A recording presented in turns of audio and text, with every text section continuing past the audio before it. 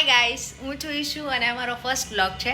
અને આ વ્લોગમાં હું તમને એ વસ્તુ કહીશ કે મને છે ને ઘણા બધા ડીએમ આવ્યા હતા, ઘણા બધા કે ઈશુ તું તો પ્રજાપતિ છે, તો તારી કાસ્ટમાં તો મોડલિંગ નથી અલાઉડ, પછી તું આ રીતે કલરિયા ને કેમ આવા વ્લોગ બનાવવા માંડી છે.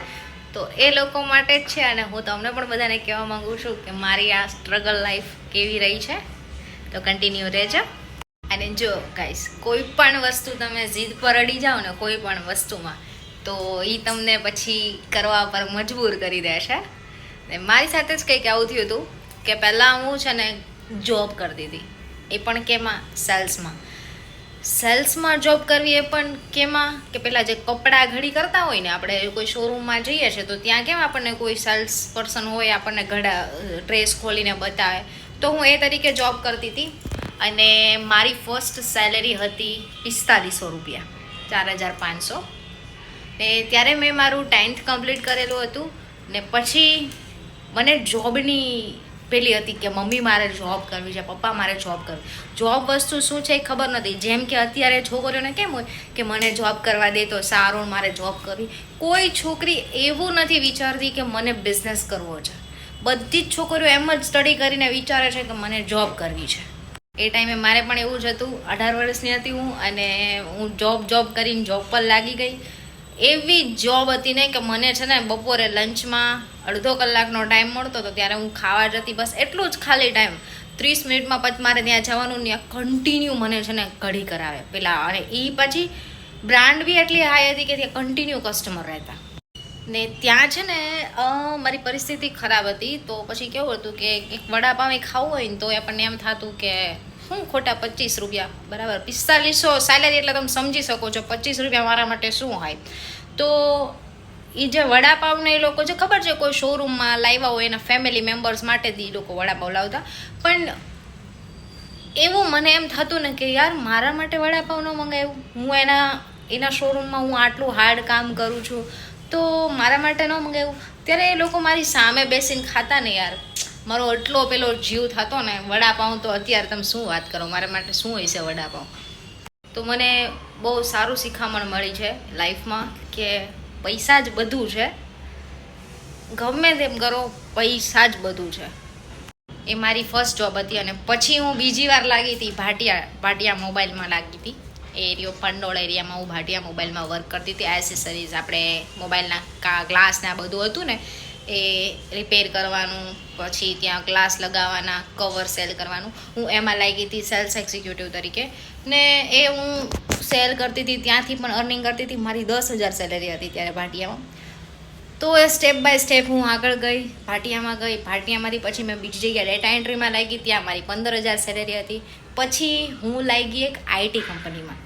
અને આઈટી કંપનીમાં પણ શેની જોબ, સેલ્સની. ઠીક છે, તો હું પહેલેથી જ સેલ્સ એક્ઝિક્યુટિવ તરીકે વર્ક કરું છું. અને આઈટી કંપનીમાં હું એપ્લિકેશન સેલ કરતી હતી કે એપ્લિકેશન ડાઉનલોડ કરાવવાની. એ ફેસ્ટિવલ પોસ્ટની એપ્લિકેશન હતી.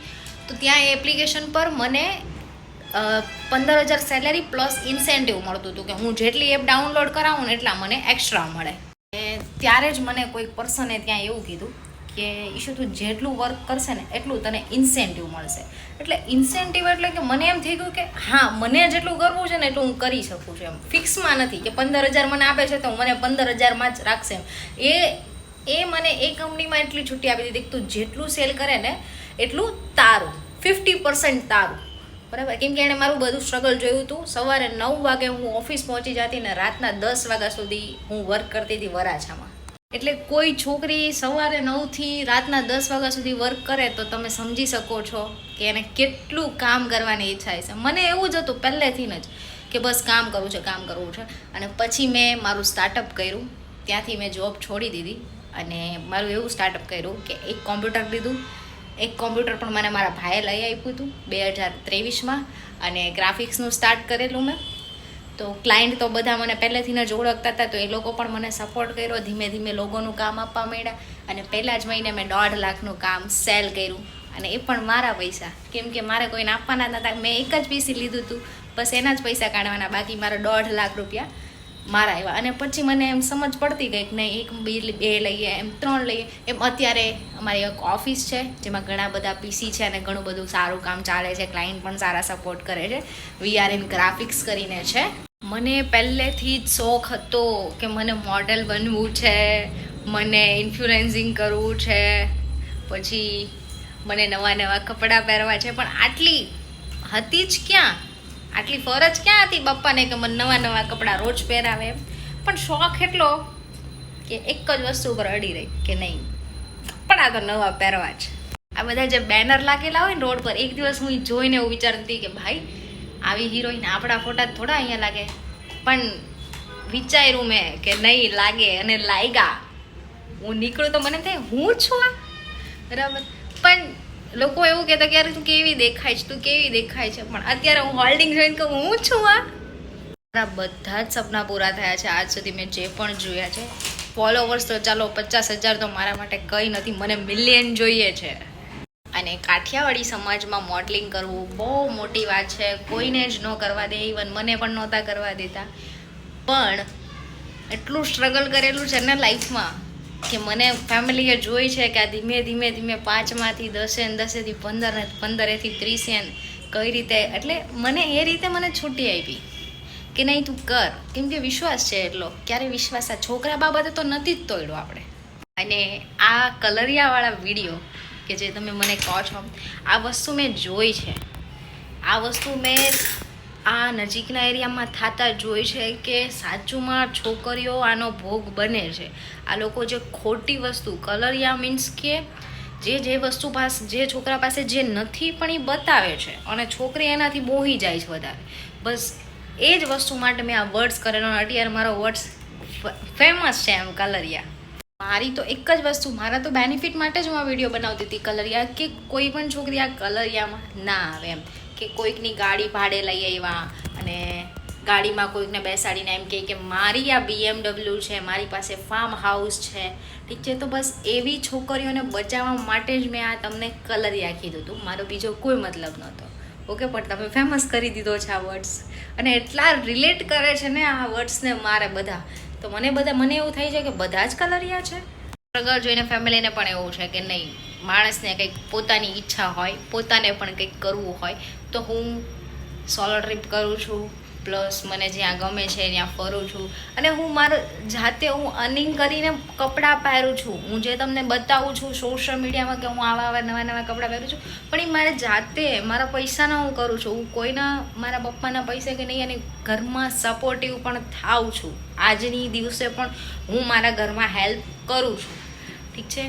અને બધાને મારી પર વિશ્વાસ છે ને હું કરું છું. ને કપડાં બાબતે જજ નહીં કરવાના. જો ગાઈસ, તમે કપડાં પર જજ કરતા હો તો તમે આઉટ કન્ટ્રીમાં જાઓ તો ત્યાં કોઈ આખા કપડાં પહેરતું જ નથી, બરાબર. અહીંયા ઇન્ડિયામાં છું તો મને ખબર છે મારા ઘરમાં મારે કેવા કપડાં પહેરવાની મને ખબર છે.